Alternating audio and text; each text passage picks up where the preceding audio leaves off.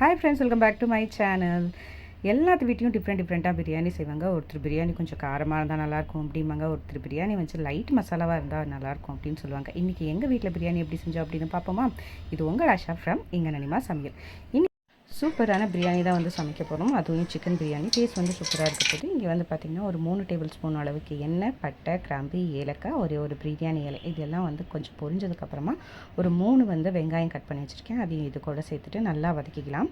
பிரியாணி எப்போ நல்லா டேஸ்ட்டாக இருக்கும் அப்படின்னு பார்த்திங்கன்னா இந்த பொருளெல்லாம் வந்து நல்லா வதங்கி வரணும். ஸோ வெங்காயம் இந்த அளவுக்கு சுருளை வதக்கினதுக்கப்புறம் கொஞ்சமாக இஞ்சி பூண்டு பேஸ்ட் வந்து ஆட் பண்ணிக்கிறேன். இது வந்து ஒரு 3 டேபிள் ஸ்பூன் அளவுக்கு இஞ்சி பூண்டும் ஆட் பண்ணிவிட்டு நல்லா மிக்ஸ் பண்ணி விட்டுடலாம். இதுவும் கொஞ்சம் நல்லா எண்ணெயிலேயே வதங்கட்டும். நான் வெங்காயம் வதக்கிறதுக்கு கொஞ்சமாக உப்பு வந்து சேர்த்துருக்கேன்.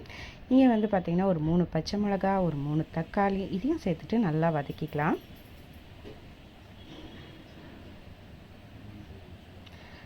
தக்காளி நல்லா சாஃப்ட் ஆகிற வரைக்கும் வதங்கி வந்துருச்சு. இந்த ஸ்டேஜில் நான் கொஞ்சமாக கொத்தமல்லி தழை வந்து ஆட் பண்ணிக்கிறேன். இதையும் சேர்த்துட்டு நல்லா வதக்கிக்கலாம். இந்த எல்லா இன்க்ரீடியன்ஸும் போட்டு நல்லா வதக்கிட்டு ஸ்லோ ஃப்ளேமில் வதக்கி எடுத்தனாவே பிரியாணி டேஸ்ட்டாக இருக்குங்க. இப்போ ஒரு கைப்பிடி அளவு புதினாவும் சேர்த்துட்டு அதையும் நல்லா வதக்கிக்கிறேன்.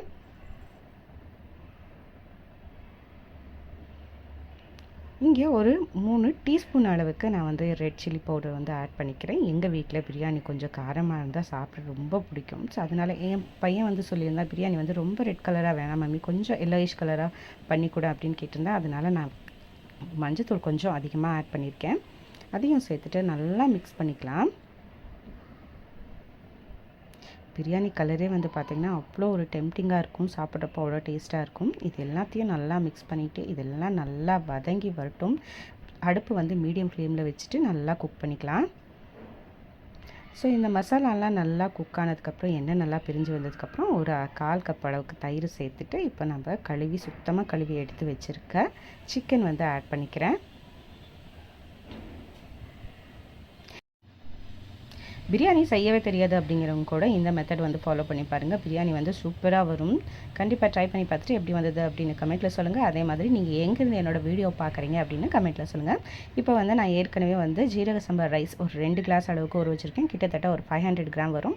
அதையும் இது கூட சேர்த்துட்டு ஃபஸ்ட்டு இந்த மசாலாவில் சேர்த்துட்டு ஒரு 2 நிமிஷம் இந்த மாதிரி குக் பண்ணி எடுத்துகிட்டு தண்ணி வந்து பார்த்திங்கன்னா தேவையான தண்ணி ஒரு 2 டம்ளர் ஜீரக சம்பா சேர்த்துருக்கோம் அப்படின்னா ஒரு 3 டம்ளர் அளவுக்கு தண்ணி வந்து இங்கே கொதிக்க வந்து வச்சுருக்கேன். அதையும் இது கூட சேர்த்துக்கலாம்.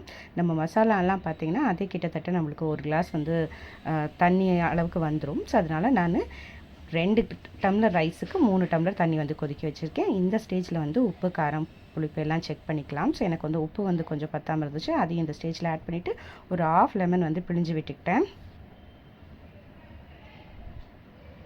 ஸோ மூடி போட்டு நல்லா இந்த மாதிரி தண்ணி வற்றி வர வரைக்கும் நல்லா குக் பண்ணி எடுத்துக்கிட்டு அதுக்கப்புறம் நல்லா ஒரு மிக்ஸ் கொடுத்துட்டு தம் போட்டோம்னா சூப்பரான சிக்கன் பிரியாணி வந்து ரெடி ஆயிரும்.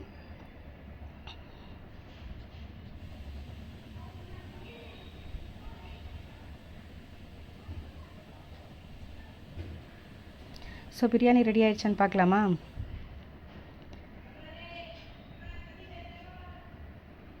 ஸோ இந்த ஸ்டேஜில் எடுத்துகிட்டு நல்லா அடியிலிருந்து ஒரு மிக்ஸ் கொடுத்துட்டு திருப்பி ஒரு 2 நிமிஷம் போல் நல்லா தம் வச்சோம்னா நம்மளுக்கு சூப்பரான பிரியாணி வந்து கிடச்சிடும். எங்கள் வீட்டில் நான் இன்றைக்கி இந்த மாதிரி தாங்க பிரியாணி செஞ்சுருந்தேன். கண்டிப்பாக இதே மாதிரி ஒரு தாட்டி ட்ரை பண்ணி பாருங்கள். எப்படி வந்தது அப்படின்னு கமெண்ட்டில் சொல்லுங்கள்.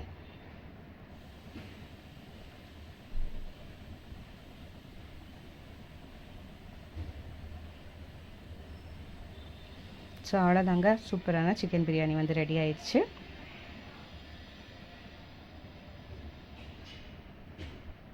சிக்கன் வந்து பார்த்திங்கன்னா நல்லா சாஃப்டாக வந்து வெந்து வந்திருந்தது.